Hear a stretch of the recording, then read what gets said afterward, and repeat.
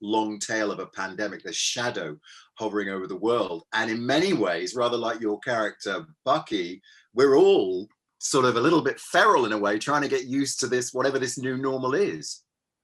Of course. And I think that's one of the things that makes, our show so relevant or timely and relatable, because it deals very much with a world post blip and where it's left these characters, particularly in terms of the past and what they haven't faced, and certainly what has happened in the time that was lost, being gone in this blip. And it's obviously taps into very serious dramatic arcs for both of them.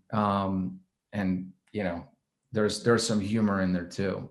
Oh, there's light and shade. I thoroughly enjoyed it. I am a bit of a Marvel geek, I must admit. And what I found extraordinary about this is, can you imagine 10 years ago, or more than 10 years ago, when you got involved in this, that you would see this sort of scale on the smaller screen? I mean, it's absolutely epic.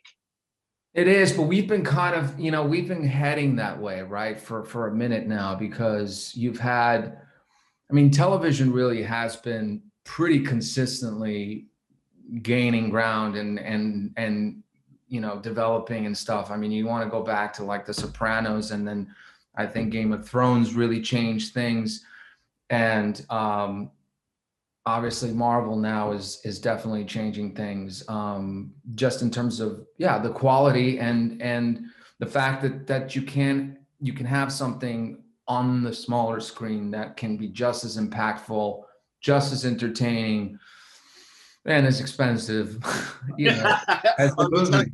So have you gotten more expensive, or did you drop your fee for this, or you're still? Well, no, I mean, in terms of what it takes to make these movies. We're streaming shows, budget wise, right? I think for a show that we were, again, if you want to label us a comic book show, right?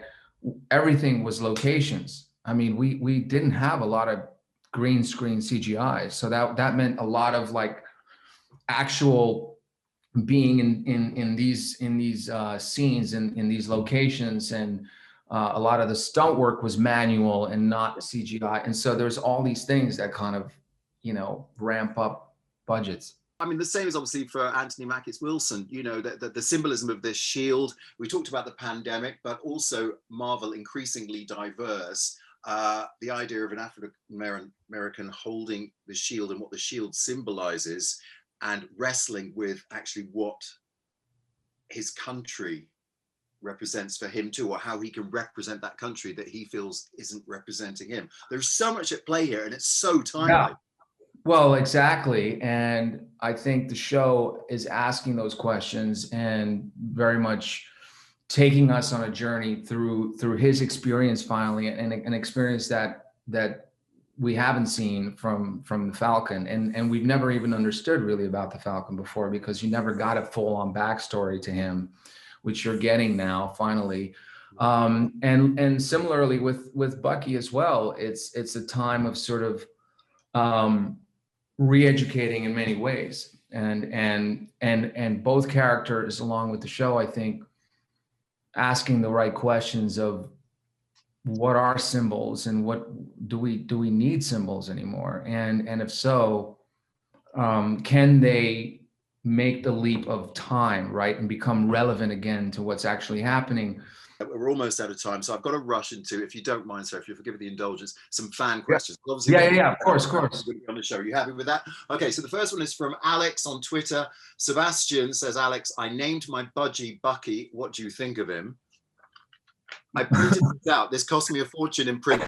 I didn't know what Budgie was. Okay. It's very cute. You're very impressed. It looks like he's got winter. Yeah, exactly. A winter-esque look. Thank you, Alex, for that, and tearing through my printer cartridge. From Dasha, hi, Sebastian. If Bucky had a notebook of movies and music like Steve Rogers, what would you personally add to this list? Oh my God, I don't know. The Rolling Stones, for one thing. Prince, David Bowie. Maybe because that's more my. No, I think that's great. But also there. Something for everyone there. Okay, 2 more. From Isabella on Twitter. In the first episode, Bucky says that he's tried online dating. We mentioned it. What do you think Bucky would put in his profile bio, and what would his go-to pickup line be? Here I am. I'm just a man trying to do my best.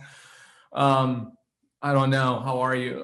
Like, it would be something really, yeah, exactly. Yeah, like I say, for 103, you look really well, mate.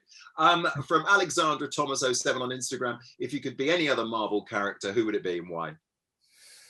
Well, I mean, I really kind of dug myself in there with this Moon Knight character, but I really mean that. Like, I didn't know the storyline of that character, but I was so excited about it just because it just sounds like such a complex character. So I'll just go with Moon Knight. You'll go with that. I know you're going to be playing Tommy Lee very, very soon. Have you spoken to him about that? Are you going to go deep into that part as well?